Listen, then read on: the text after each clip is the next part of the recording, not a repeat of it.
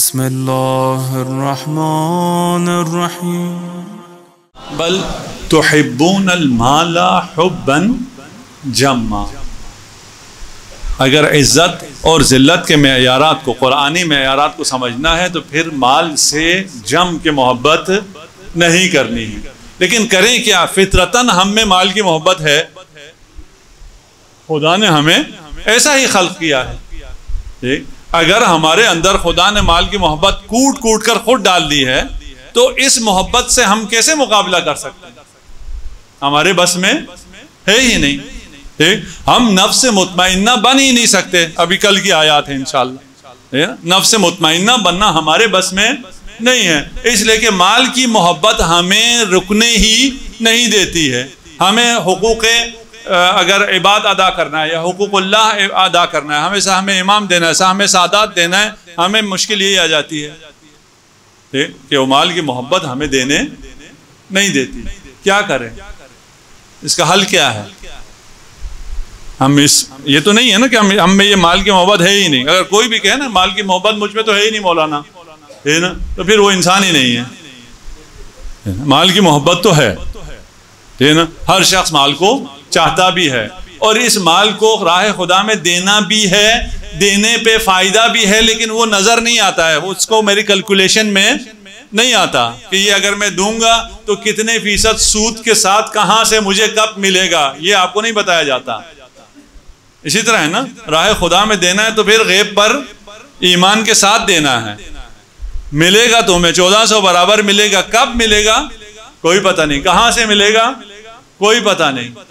جہاں پتہ ہی نہیں ہے کہاں سے ملے گا وہاں میں لگا دوں. لگا دو. کیوں؟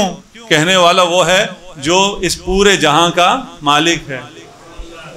ٹھیک ہے نا، جو غلط نہیں کہتا، اس کے پاس کمی بھی نہیں ہے. وہ جب چاہے جتنا چاہے دے بھی سکتا ہے. اب بھی ہم اس پہ اعتماد کریں یا نہ کریں؟ یہ نہیں، یہ نفس نہیں کرنے دیتا. سیدھی بات ہے نا، ہم سب کو تو پتا ہے.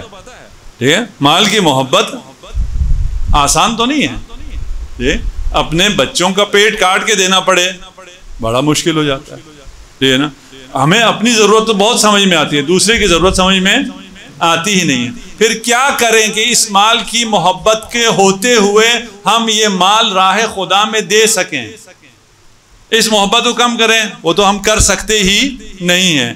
ہمارے لیے اس کا آسان طریقہ ہے، اس محبت کے ساتھ اس سے بڑی محبت اپنے دل میں ڈال دو. یہ محبت رہے گی، یہ محبت کم نہیں ہوگی، لیکن اس سے بڑی محبت اپنے دل میں ڈال دو. اہل بیت کی محبت اپنے دل میں ڈال دو. اگر اہل بیت کی محبت ہوگی تو مال کی محبت کم ہو جائے گی. حب کا جناب سیدہ سے ارشاد فرمایا کہ حب فاطمہ، صلوات پر محمد و آل محمد.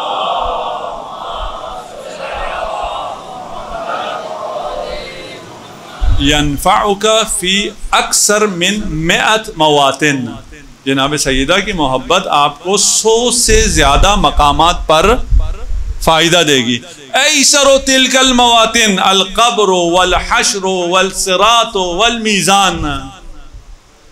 وہ 100 جگہ جہاں حب جناب سیدہ آپ کو فائدہ دے گی، وہ ان میں سب سے کم، سب سے آسان جگہ قبر ہے، حشر ہے، صراط ہے اور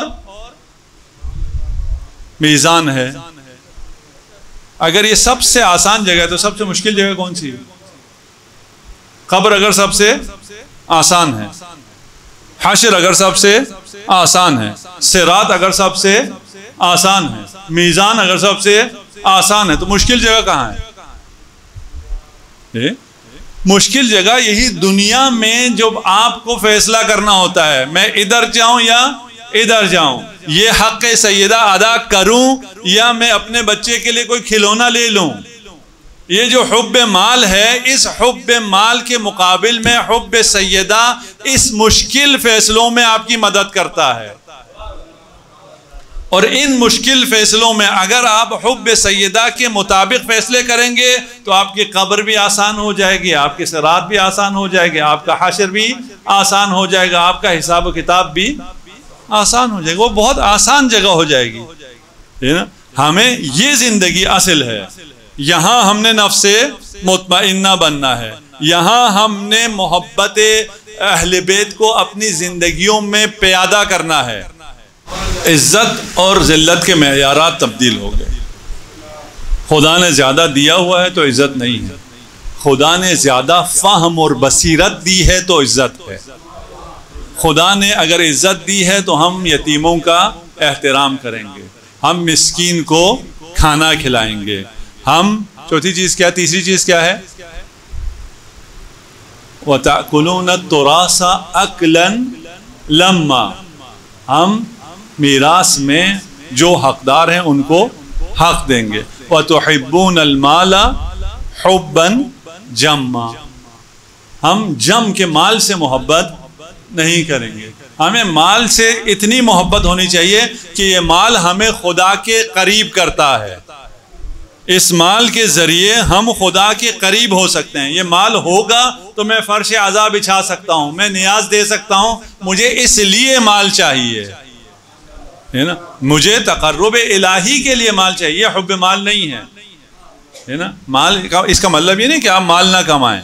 امیر المومنین کے پاس اتنا مال تھا، کبھی موقع ملا بیان کروں گا، میں نے کبھی تھوڑا بہت بیان کیا ہے، سارا ایک ساتھ بیان نہیں کیا کہ امیر المومنین کے پاس کتنا مال تھا، رہتے کیسے تھے وہ ایک الگ بات ہے، سادہ زندگی بسر کرتے تھے، اور امیر المومنین نے فرمایا تم نہیں کر سکتے ہو، تم نان شعیر پہ گزارا نہیں کر سکتے ہو، میں تم سے یہ کہتا بھی نہیں ہوں، لیکن اتنا خیال رکھو کہ تمہارا امام کون ہے، اتنا تمہارے ذہن میں رہے کہ تمہارا امام کون ہے۔ اگرچہ تم امام کی طرح زندگی نہیں کر سکتے ہو، نہ امام کے برابر کما سکتے ہو، نہ اتنا کما کے اتنا سادہ رہ سکتے ہو، کماؤ لیکن تمہارا مقصد کمانا نہ ہو، تمہارے یتیموں کا خیال کرو، مسکینوں کا خیال کرو، میراث میں صاحبان حق کا خیال کرو، مال کی محبت میں اندھے مت ہو جاؤ۔ اگر ایسا ہے تو تم صاحب عزت ہو، اور اگر یہ تمہیں سمجھ میں نہ آئے تو پھر کل ہم کہیں گے کلا اذا دکت الارض دکا دکا، تمہیں یہ سمجھ میں آنے والی باتیں نہیں ہیں، جب تک مادہ ہے، دنیا ہے، زمین ہے، تمہیں سمجھ میں نہیں آئے گا۔ جب حشر آ جائے گی، جب قیامت کا دن آئے گا اور یہ زمین دکا دکا ہو جائے گی، پھر تمہیں سمجھ میں بات آئے گی۔ یہ باتیں، یہ ساری آیتیں یہ آپ کے لیے نہیں ہیں، خدا کرے ہم میرے لیے نہ ہوں، خدا کرے کل کی مجلس آپ کے لیے، کل کی مجلس میں یہ مقدمتاً پہلے یہ پھر ان کی باتیں آئیں گی، یہ نہ سمجھنے والے انسانوں کی باتیں آئیں گی، اس کے بعد آخری 4 آیتیں پھر آپ کے لیے ہیں۔